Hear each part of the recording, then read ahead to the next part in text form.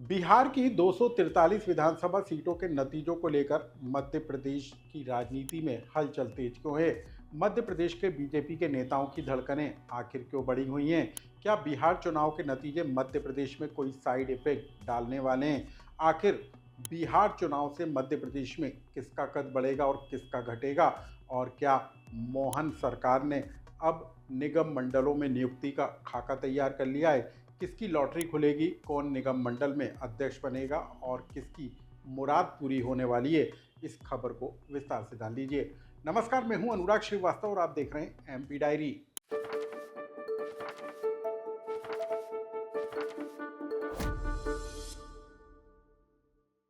बात सबसे पहले बिहार के नतीजों को लेकर 243 विधानसभा सीटों पर डाले गए वोटों के बाद अब नतीजों पर सबकी नजरें हैं। मध्य प्रदेश का हालांकि बिहार के चुनाव से सीधा कोई संबंध नहीं है, लेकिन मध्य प्रदेश के नेताओं ने बिहार में चुनाव प्रबंधन की जिम्मेदारी निभाकर एक बड़ा रोल अदा किया है।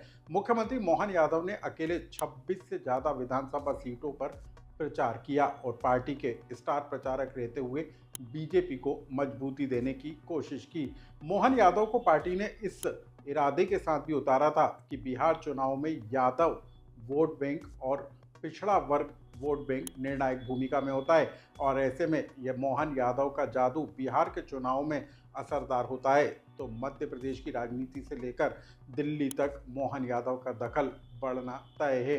हम आपको बता दें कि इससे पहले भी मोहन यादव महाराष्ट्र, हरियाणा और दिल्ली के चुनाव प्रचार में गए थे और वहां पर पार्टी को जीत हासिल हुई थी। जिन सीटों पर मोहन यादव चुनाव प्रचार के लिए गए उनमें से इक्का दुक्का सीटों को छोड़ दिया जाए तो सभी सीटें बीजेपी ने जीती थी और भाजपा वहां पर मजबूत हुई थी। लेकिन मोहन यादव को मध्य प्रदेश का मुख्यमंत्री बनाने के पीछे वजह यही मानी जा रही थी कि बिहार में यादव वोट बैंक को साधा जा सके।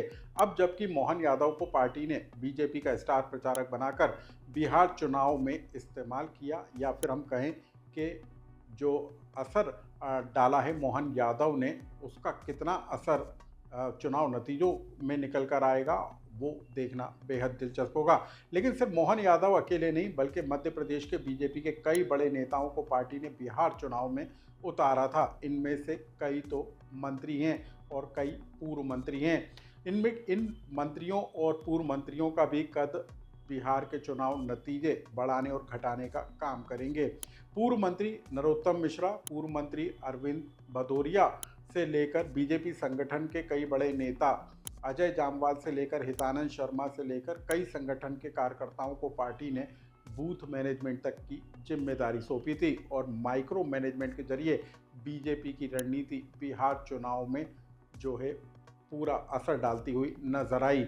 एग्जिट पोल में बताया जा रहा है कि बिहार चुनाव के नतीजे एनडीए के पक्ष में आ रहे हैं, लेकिन ऊंट किस करवट बैठेगा इसको लेकर मध्य प्रदेश के बीजेपी के नेताओं के दिलों की धड़कनें तेज हैं। ये माना जा रहा है कि अब मध्य प्रदेश में निगम मंडलों में नियुक्तियों का रास्ता साफ हो गया है।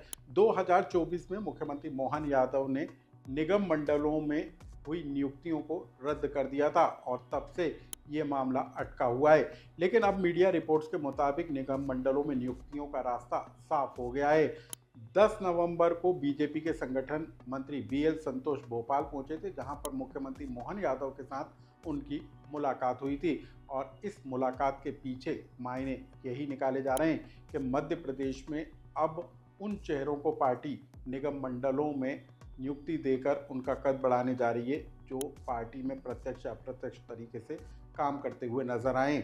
इनमें कई ऐसे चेहरे हैं जो चुनाव हार गए थे, कई ऐसे चेहरे हैं जो कांग्रेस छोड़कर बीजेपी में शामिल हुए थे। ऐसे चेहरों को अब पार्टी तवज्जो देकर उनकी निगम मंडलों में नियुक्ति करने जा रही है।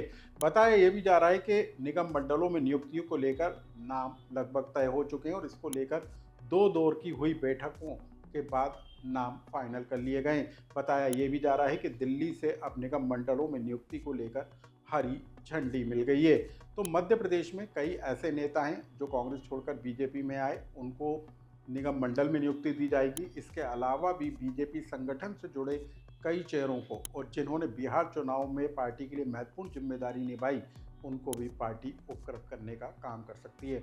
अब हम आपको बता दें कि शुरुआती जानकारी के मुताबिक जो नाम निकल कर आ रहे हैं उसके मुताबिक पूर्व मंत्री जो कांग्रेस छोड़कर बीजेपी में शामिल हुए थे, रामनिवास रावत, जो अपना चुनाव हार गए, लेकिन पार्टी अब उनको निगम मंडल में नियुक्त करने जा रही है। ज्योतिरादित्य सिंधिया की करीबी इमरती देवी का नाम भी निगम मंडलों में नियुक्ति को लेकर जोर शोर के साथ चल रहा है। इसके अलावा शिवराज के करीबी रामपाल सिंह और पूर्व विधायक यशपाल सिंह सिसोदिया का नाम भी जो है निगम मंडलों में नियुक्ति को लेकर चल रहा है। इसके अलावा भी पार्टी संगठन इससे पहले जो संगठन में पदाधिकारी रहे चेहरों को भी निगम मंडलों में नियुक्ति दे सकती है, और अब ये माना जा रहा है कि कभी भी मुख्यमंत्री मोहन यादव निगम मंडलों में नियुक्ति का आदेश जारी कर सकते हैं। तो कौन से चेहरे निगम मंडलों में नजर आएंगे और किसका कद पार्टी बढ़ाने जा रही है, ये देखना भी दिलचस्प होगा। एमपी डायरी से जुड़ी इस खबर को लेकर यदि आपका कोई सुझाव या कमेंट्स हो तो हमें कमेंट्स बॉक्स में लिखकर जरूर बताएं।